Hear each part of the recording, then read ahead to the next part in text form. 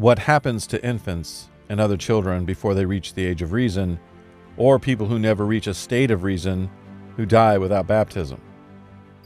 Look, I know this is a sensitive topic, but unfortunately the truth does not care about our feelings. And just so you know, I have 6 grandchildren and only one of them has been baptized. So it's not as though I'm unsympathetic to anyone's individual situation. But the truth is the truth, and the truth is hard to bear sometimes. And just because we don't like what the truth is, doesn't mean we can change it.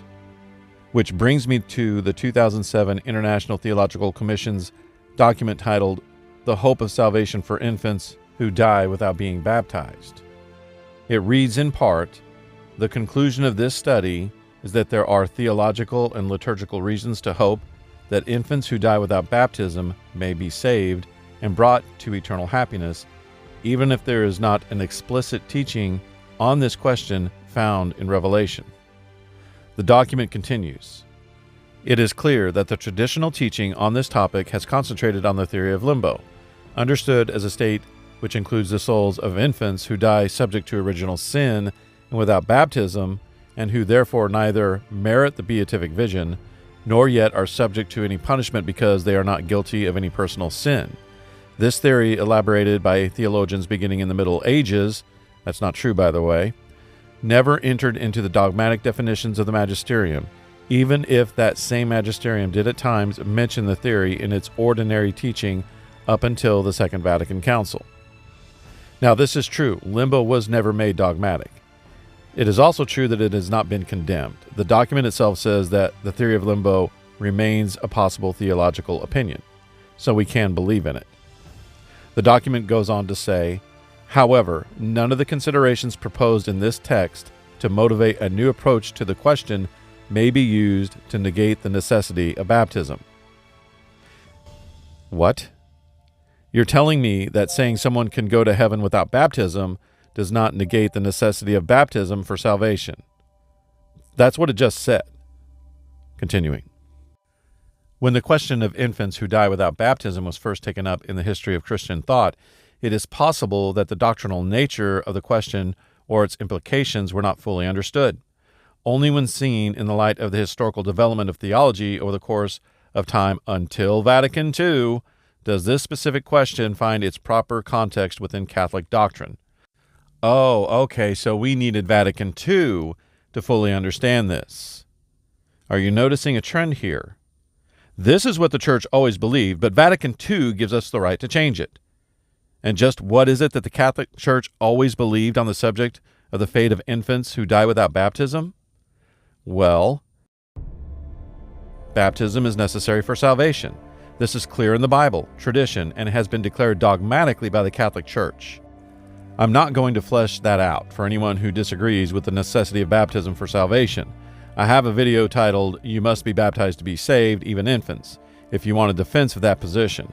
For the purposes of this video, the necessity of baptism for salvation is assumed because this video is for Catholics, and that's what the Catholic Church says and has always said. For instance, the Council of Trent, Session 7, Canon 5 says, "If anyone saith that baptism is free, that is, not necessary unto salvation, let him be anathema." This is because we are born with the guilt of original sin, and that alone will send us to hell. Second Council of Lyon says, "The souls of those who die in mortal sin or original sin only, however, immediately descend to hell, yet to be punished with different punishments."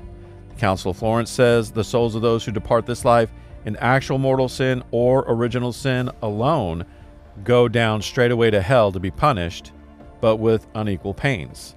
And the Council of Trent again says, "If anyone denies that infants newly born from their mother's womb, even though they sprung from baptized parents, are to be baptized, or says that they are baptized indeed for the remission of sins, but that they derive nothing of original sin from Adam, which has need of being expiated by the laver of regeneration," which is baptism, "for the obtaining of life everlasting, hence it follows as a consequence that in them the form of baptism for the remission of sins is understood to be not true but false, let him be anathema."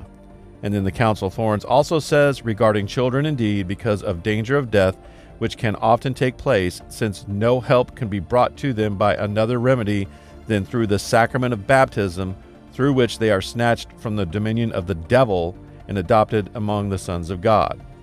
So I don't know what this non-infallible document from the International Theological Commission is talking about, that it has come to the post-Vatican II Church to determine this. It seems to me that 3 ecumenical councils have already determined that baptism is necessary for salvation, including infants, Trent going so far as to anathematize anyone who says infants don't have to be baptized to go to heaven. Now, the Church does recognize 3 kinds of baptism: water baptism, which is called ordinary baptism, and 2 extraordinary forms of baptism. First one is baptism of blood, where a person is martyred for being a Christian before they are baptized, and their martyrdom serves as their baptism. The holy innocents, the children who were killed by Herod when he was looking for Jesus as the Holy Family escaped to Egypt, are saints, and none of them were baptized. A lot of people try to use this as an example of how infants can go to heaven without being baptized.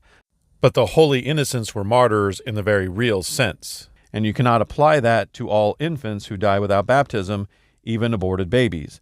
Pope Sixtus V said that the souls of aborted babies do not go to heaven, using that as justification for imposing the death sentence on those who performed abortions. Now, of course, this was not infallible. And then there's baptism of desire, where a person has the desire for baptism, even if it's not an explicit desire, but dies without water baptism. Their desire serves as their baptism. And I suppose you could say that every infant has a desire for God that we lose at some point, but even this document says that applying these 2 extraordinary forms of baptism to unbaptized infants is problematic, and it gives no real answer other than we can hope for their salvation. And if you want to believe that infants who die without baptism go to heaven, the Church gives you that right. But this is not what the Church has always believed. And the councils of Florence and Trent that I quoted specifically say that the sacrament of baptism is necessary for infants to be saved, and baptism of desire is not sacramental. So what has the Church always believed? Well, according to the Catholic Encyclopedia, this statement from St. Gregory of Nazianzus is representative of the early Greek fathers. He says, commenting on the fate of unbaptized infants who die, they will neither be admitted to the just judge to the glory of heaven, nor condemned to suffer punishment, since though unsealed by baptism, they are not wicked. St. Augustine had a much more dire opinion on the subject. St. Augustine convinced the Synod of Carthage in 418 to reject the concept of limbo, or any place in which children who pass out of this life unbaptized live in happiness.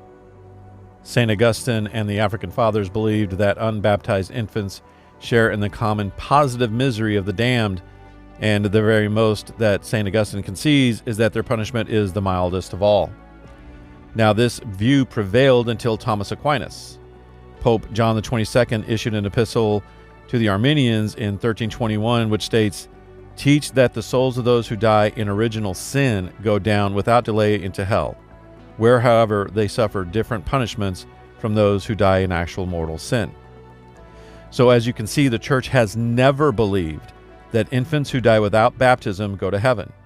The Church has always believed they went to hell. The question is, do they suffer punishment?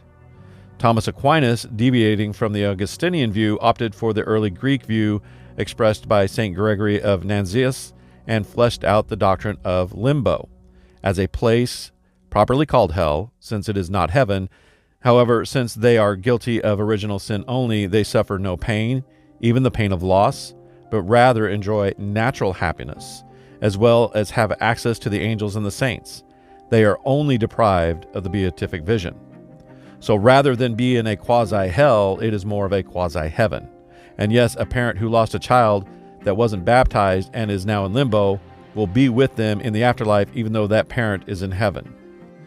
And while it's true that the limbo of the infants is theological speculation and never made dogmatic, it is hard to believe the Church would be wrong for all these centuries.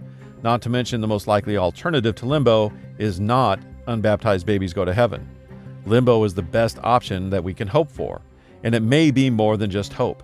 Pope Pius IX, in Quanto Confessione Morero, August 10, 1863, said, "God, in his supreme goodness and clemency, by no means allows anyone to be punished with eternal punishments who does not have the guilt of voluntary fault. So we can take what the councils of Florence and Trent say about the necessity of baptism for infants to be saved, along with this statement by Pius IX, and Limbo is the only logical conclusion. And it's the position that was held and taught by the saints throughout the centuries, saints such as St. Amsel, St. Peter Damian, St. Bernard of Clairvaux, St. Albert the Great, St. Thomas Aquinas, St. Bonaventure, St. Pius V, St. Pius X, St. Francis de Sales, St. John of the Cross, St. Robert Bellarmine, St. Alphonsus Liguori, and on and on and on. But why did the post-Vatican II Church decide to rethink Limbo? Well, the document from the International Theological Commission itself tells us. It states, such an explication is called for today by pressing pastoral needs. In these times, the number of infants who die unbaptized is growing greatly. This is partly because of parents influenced by cultural relativism and religious pluralism who are non-practicing, but it is also partly a consequence of in vitro fertilization and abortion.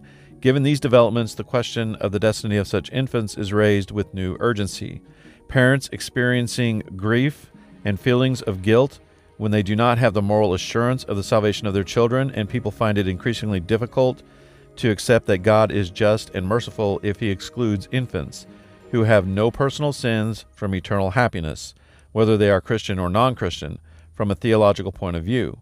The notion that infants who die without baptism are deprived of the beatific vision, which has for so long been regarded as the common doctrine of the Church, gives rise to numerous pastoral problems. In other words, we the modernists running the Church, in watering down the faith, have caused a situation where people are no longer baptizing their children and living lives of sin. As a result, many infants are dying without baptism, and the parents of these children are coming to us, and we don't want to deal with the situation that we have caused. And we really just want to tell them that their child is in heaven. And we believe Vatican II gives us the right to throw away almost 2,000 years of tradition and official statements from the Church on the matter and say otherwise. Again, the answer to the problems caused by liberalism is always more liberalism. It's not that more infants are dying than ever before. We've experienced the lowest infant mortality rate in human history over the last several decades. It's more infants are dying without baptism. And the fact that since Vatican II, more children are dying without baptism is not a rational reason to change the common doctrine of the Church, as that document itself calls it, and it doesn't change their fate. Rather than trying to change the common teaching of the Church over the centuries, they should be encouraging people to get their babies baptized. Until my next video, God bless.